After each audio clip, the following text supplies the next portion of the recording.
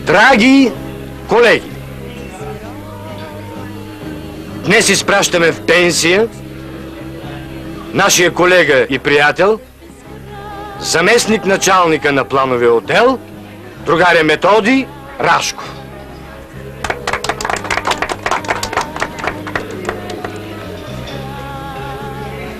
Една стара персийска мъдрост казва, че човек имал 4 неща повече, отколкото предполагал. Грехове, дългове, години и неприятели. Грехове в службата си другаря Рашков няма. Там той беше безупречен. Вън от службата, това нас не ни интересува. Що се отнася до дълговете, той имаше единствено чувство за дълг. И аз съм убеден, че и като пенсионер той ще работи активно в една или друга област. Човек имал повече години, отколкото предполагал. Другаря Рашков има точно годините за пенсиониране. Но за негово щастие той изглежда много млад. Защото кипи от енергия и е млад по дух. Повече неприятели, твърди персийската мъдрост. Но не и другаря Рашков, когато ние всички обичахме и ще обичаме. Уважавахме и ще уважаваме. Позволете ми да му пожелая много радост, много здраве и дълголетие. На здраве! На здраве! На здраве! На здраве! На здраве! На здраве! На здраве! Може ли?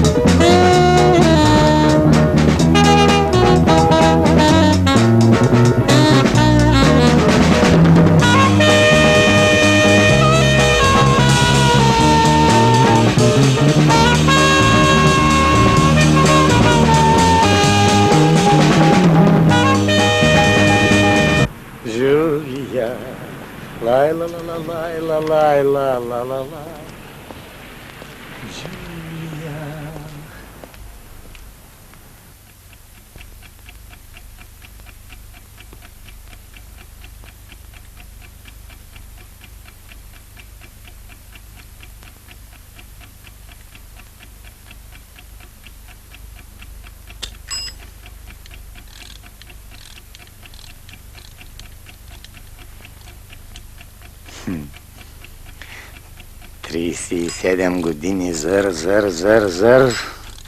И за какво? За да каже, онзи кретен, той не закъсне нито един път. Много важно, като пенсията е една и съща.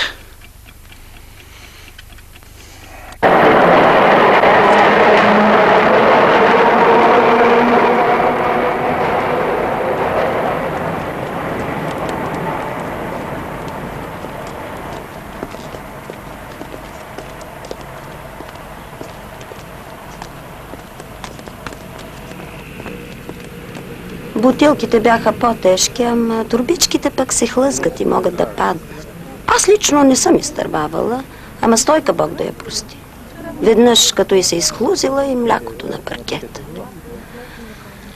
3 месеца след това умря. Дайте ми едно пресно млеко. Едно кисело. Добро утро, съсед. Добро утро. Какво, пенсионира се, а? Ами пенсионирах се. Кой ти каза? Че кой трябва да ми каже? То е ясно. Преди не съм те виждала да пазаруваш, сега си тука, значи си се пенсионирал. Бутнал будилника и на парчета. Много му е мъчно. Бил си го купил от първата заплата. Баща ти е много сантиментален. Като е сантиментален, да е внимавал. До вечера съм в филателното, може да закъсне. Омръзнаха ми вече твоите марки. Само пари пръскаш. Ама, миличка, човек не може да прекарва всичко през стомаха си. Нужда му е малко интелектуална храна. На връщане поне купи месо.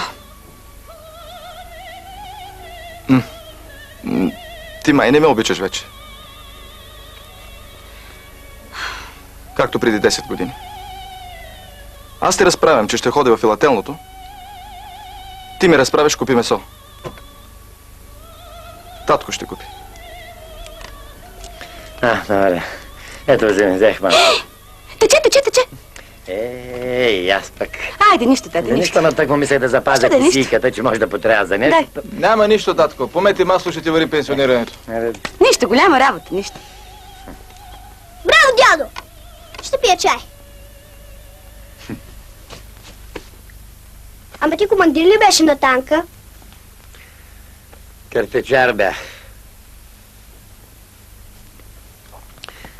И ако друг път си хвърлиш така пантофа, ще ти извъртя ухото. Хубаво да знаеш. Кой е повече, капитан или картечар?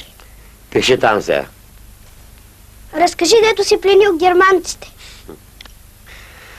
Веднъж гледам 3 германци. А преди това каза 2.